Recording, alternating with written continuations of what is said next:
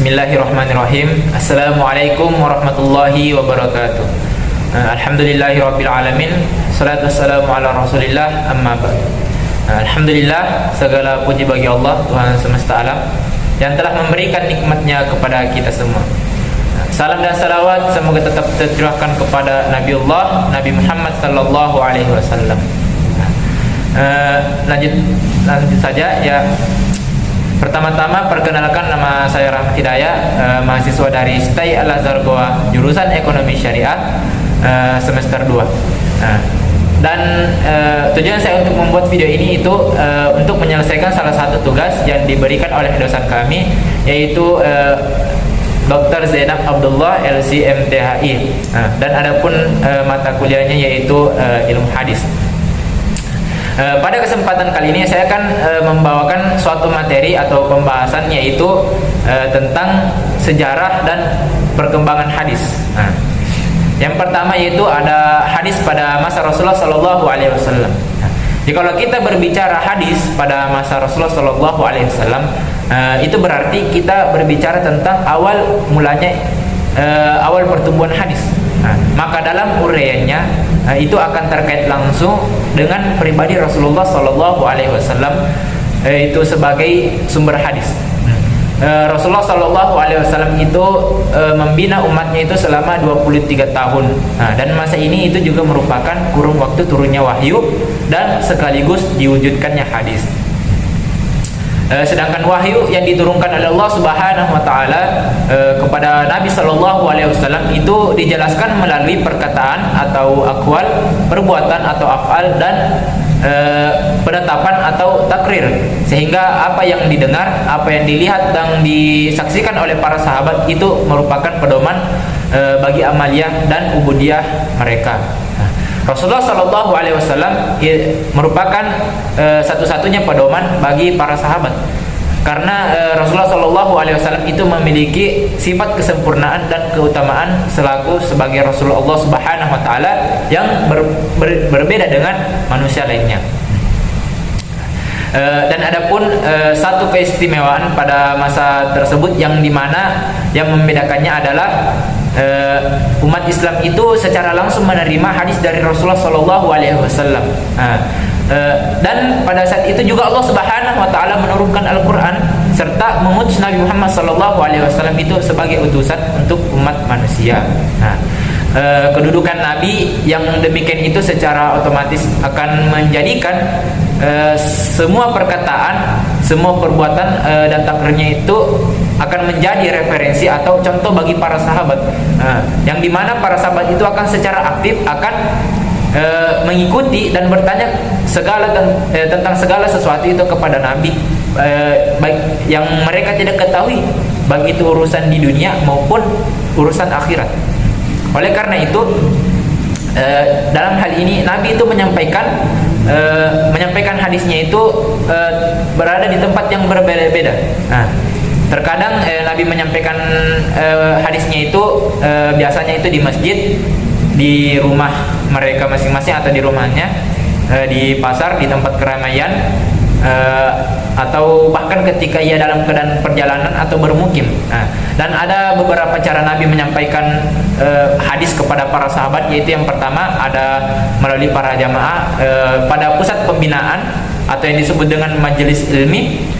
Melalui hadis ini itu para sahabat memperoleh banyak peluang untuk menerima hadis, sehingga mereka berusaha untuk selalu mengkonsentrasikan diri mereka untuk mengikuti kegiatan dan ajaran yang diberikan oleh Nabi. Yang kedua itu, dalam banyak kesempatan Rasulullah juga itu menyampaikan hadisnya melalui para sahabat tertentu, yang kemudian para sahabat itu menyampaikannya kembali kepada sahabat-sahabat lainnya. Hal itu dikarenakan terkadang ketika ia mewujudkan hadis, para sahabat yang hadir itu hanya beberapa orang saja, baik karena memang disengaja oleh Nabi, atau secara kebetulan para sahabat yang hadir itu hanya beberapa orang saja, atau bahkan terkadang yang hadir itu hanya satu orang, sebagaimana ya hadis yang ditulis oleh Abdullah bin Amr bin As. Dan yang ketiga itu, cara yang dilakukan Nabi adalah melalui ceramah atau pidato di tempat terbuka, seperti ketika Haji Wada dan Fathul Makkah. Di antara para sahabat itu mereka itu memiliki hafalan hadis yang berbeda-beda. Ada yang memiliki hafalan hadis yang banyak, ada juga yang memiliki hafalan yang sedikit. Hal ini disebabkan karena beberapa di antara mereka itu memiliki kesempatan berjumpa dengan Nabi itu sangatlah singkat. Dan ada juga perbedaan di antara mereka itu adalah dalam soal kesanggupan mereka bertanya kepada para sahabat tentang hadis yang disampaikan oleh Nabi. Dan bahkan ada juga perbedaan hafalan mereka itu disebabkan karena berbedanya waktunya mereka dalam masuk Islam, atau mungkin ia terlambat dalam masuk Islam sehingga tidak banyak hadis yang diterima dari Nabi Shallallahu Alaihi Wasallam atau dari sahabat lainnya, atau bahkan jarak dari rumah mereka dengan rumah Nabi itu jarak yang sangat jauh. Adapun yang kedua yaitu perkembangan hadis pada masa sahabat.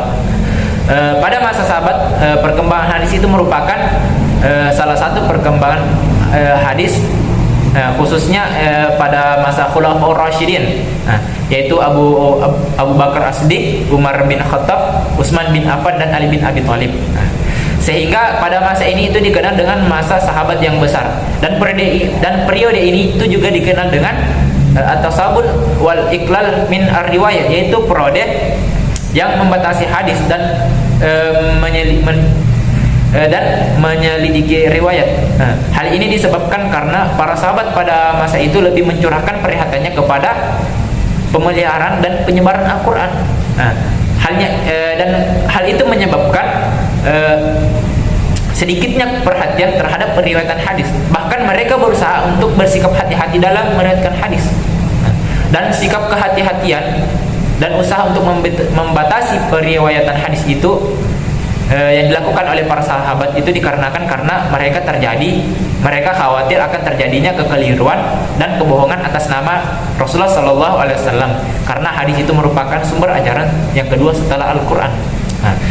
Kebenaran hadis yang demikian itu harus dijaga, dan sebagaimana penjagaan terhadap Al-Quran. Oleh karena itu para sahabat, khususnya Khulafaur Rasyidin dan sahabat lainnya seperti Az-Zubair, Ibnu Abbas, Abu Ubaidah, itu berusaha keras untuk memperketat periwayatan hadis. Dan berikut ini adapun para sahabat yang meriwayatkan hadis pada masanya itu, yang ada yang pertama ada Abu Bakar As-Siddiq sebagai khalifah yang pertama. Pada masa Abu Bakar As-Siddiq, periwayatan hadis itu dilakukan dengan sangat hati-hati. Bahkan Abu Bakar juga itu sikap kehati-hatian Abu Bakar itu ditunjukkan dengan cara membakar catatan hadis yang dimilikinya. Hal ini sebagaimana yang dinyatakan oleh Aisyah radhiyallahu anha, putri Abu Bakar, bahwasanya Abu Bakar telah membakar catatan yang hadisnya yang berisi sekitar 500 hadis. Tindakan Abu Bakar tersebut itu lebih dilatar belakangi oleh beliau sendiri, karena beliau merasa bahwasanya beliau itu merasa khawatir akan berbuat salah dalam meriwayatkan hadis, sehingga tidak heran jikalau hafalan hadis beliau itu tidaklah banyak. Padahal jika dilihat dari identitasnya bahwasanya Abu Bakar As-Siddiq itu merupakan sahabat yang paling dekat dengan Nabi, atau sahabat yang paling lama bersama dengan Nabi, mulai dari zaman Nabi sebelum hijrah ke Madinah hingga Nabi wafat. Adapun yang sahabat yang kedua itu ada sahabat Umar bin Khattab, yang dimana tindakan kehati-hatian Umar bin Khattab ini sama halnya yang dilakukan oleh Abu Bakar As-Siddiq. Tindakan Umar ini juga tindakannya juga itu sangat hati-hati. Umar dalam hal ini itu dikenal dengan orang yang sangat berhati-hati dalam meriwayatkan hadis. Beliau itu tidak mau menerima hadis apabila tidak disaksikan oleh orang-orang atau yang tidak disaksikan oleh sahabat lainnya. Hal ini memang dapat dipahami bahwasanya karena memang pada masa itu, terutama pada masa Khalifah Abu Bakar dan Umar, naskah Al-Quran itu sangat terbatas, masih sedikit, dan karena itu belum menyebar ke daerah-daerah kekuasaan Islam, sehingga dikhawatirkan umat Islam yang baru saja memeluk Islam di daerah-daerah yang jauh itu, ditakutkan mereka tidak bisa membedakan antara Al-Quran dan hadis. Dan pada periode ini penyusunan catatan itu juga dilarang, karena dari catatan tersebut itu tidak dapat diketahui mana yang benar dan mana yang salah. Nah, dengan demikian, dengan mencatat ilmu itu juga dilarang. Meskipun demikian, pada masa ini Umar bin Khattab meriwayatkan hadis itu tidak banyak dilakukan oleh umat Islam. Tentu dalam periwayatan tersebut tetap memegang prinsip kehati-hatian.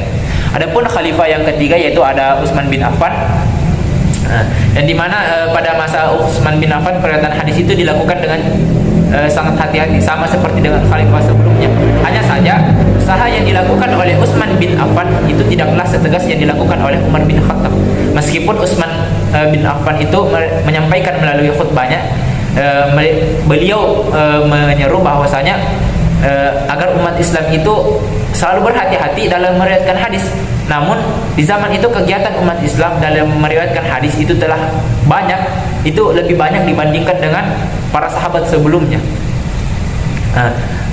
Karena itu disebabkan karena seruannya itu ternyata tidak, pengaruhnya itu tidak begitu besar terhadap periwayatan hadis yang bersikap longgar. Hal ini disebabkan karena selain pribadi Utsman itu tidak sekeras pribadi Umar, sehingga dan juga disebabkan karena wilayah Islam pada saat itu semakin luas, sehingga mungkin agak sulit untuk menyampaikan atau meriwayatkan hadis. Nah, dan ya adapun hadis ke sahabat yang keempat yaitu ada sahabat Ali bin Abi Thalib. Nah, di masa sahabat Khalifah Ali bin Abi Thalib ini periwayatan hadis itu tidak jauh berbeda dengan pada masa khalifah sebelumnya. Artinya Ali bin Abi Thalib dalam hal ini itu juga sangat berhati-hati dalam meriwayatkan hadis. Nah, dan diperoleh juga dasar yang menyatakan bahwasanya Ali radhiyallahu anhu itu tidak mau menerima hadis sebelum yang meriwayatkannya itu bersumpah. Hanya saja kepada orang-orang yang benar-benar dipercaya oleh Ali bin Abi Thalib, beliau tidak memerintahkan mereka untuk bersumpah. Nah, dengan demikian fungsi sumpah sebenarnya dalam meriwayatkan hadis itu tidaklah penting atau tidaklah menjadi syarat mutlak dalam keabsahan periwayatan hadis, dan sebenarnya sumpah itu dianggap tidak perlu. Dan apabila orang yang menyampaikan periwayatan tersebut itu benar-benar diyakini tidak akan melakukan kekeliruan. Nah, dan Ali bin Abi Thalib itu juga banyak meriwayatkan hadis yang diriwayatkannya itu selain dalam bentuk tulisan ada juga dalam bentuk, selain dalam bentuk lisan ada juga dalam bentuk tulisan. Di antaranya itu tentang hukuman denda atau diat, pembebasan orang Islam yang ditawan oleh orang kafir, dan larangan memberikan kisas kepada orang Islam ketika ia membunuh orang-orang yang kafir. Nah, dan adapun yang ketiga itu perkembangan hadis pada masa tabi'in. Nah, pada dasarnya peristiwa yang dilakukan oleh kalangan tabi'in ini tidak berbeda dengan peristiwa yang dilakukan oleh para sahabat. Nah, karena bagaimanapun juga para tabi'in ini akan mengikuti jejak-jejak para sahabat terdahulu. Hanya saja persoalan yang dihadapi mereka itu agak berbeda dengan persoalan yang dihadapi oleh para sahabat. Karena di zaman mereka itu Al-Quran itu sudah ada, mushaf itu sudah ada. Di pihak lain, dan usaha yang dilakukan oleh para sahabat itu pada masa Khalifah Rasyidin itu, khususnya pada masa Khalifah Utsman dan para ahli hadis itu hadis itu menyebar ke beberapa wilayah kekuasaan Islam. Dan kepada mereka lah itu para tabi'in mempelajari hadis-hadis tersebut. Nah, dan adapun pusat-pusat pembinaan hadis itu tercatat di berbagai kota, dan dan disitulah tempat para tabi'in itu mencari hadis, dan kota tersebut ada di kota Madinah, ada di kota Mekkah, Kufah, Basra, Syam, Mesir, terus ada di Andalus dan Yaman dan Khurasan. Nah, dari sejumlah para sahabat yang membina hadis di kota tersebut, ada beberapa orang yang tercatat meriwayatkan hadis itu sangat banyak. Di antaranya ada Abu Hurairah, Abdullah bin Umar, ada Anas bin Malik, Aisyah, Abdullah bin Abbas, ada Jubair bin Abdullah, dan ada Abi Sa'id Al-Khudri. Dan pada masa perkembangan hadis, sahabat yang meriwayatkan hadis tersebut disebut dengan al-mukthirun fil hadis. Dan mereka menghafal hadis itu sangat banyak.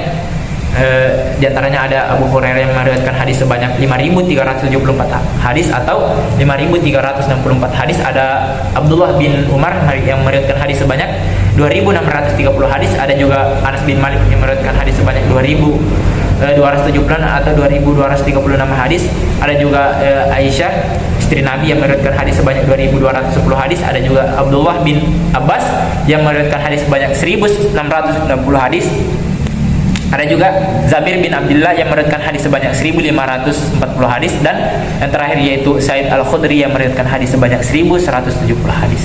Nah, jadi kesimpulannya adalah para sahabat itu mereka meriwayatkan hadis itu sangat berhati-hati. Oleh karena itu kita sebagai pewaris hadis tersebut, kita juga harus berhati-hati dalam menyampaikan hadis. Karena jangan sampai hadis yang kita sampaikan itu merupakan bukan hadis yang bersumber dari Nabi, atau bisa disebut dengan hadis palsu. Karena di zaman sekarang ini tuh sangat banyak hadis palsu yang tersebar. Nah, mungkin terutama di negara Indonesia itu hadis palsu itu sangat banyak tersebar di beberapa kalangan. Oleh sebab itu kita itu harus mempelajari atau lebih mendalami asal usul dari hadis yang ingin kita sampaikan tersebut. Apakah hadis itu bersumber dari Nabi, ataukah hadis itu tersebut adalah hadis yang palsu. Nah, mungkin hanya ini yang sempat saya sampaikan. Kurang dan lebihnya mohon dimaafkan. Akhirul kalam, hadanallahu wa iyyakum ajmain. Assalamualaikum warahmatullahi wabarakatuh.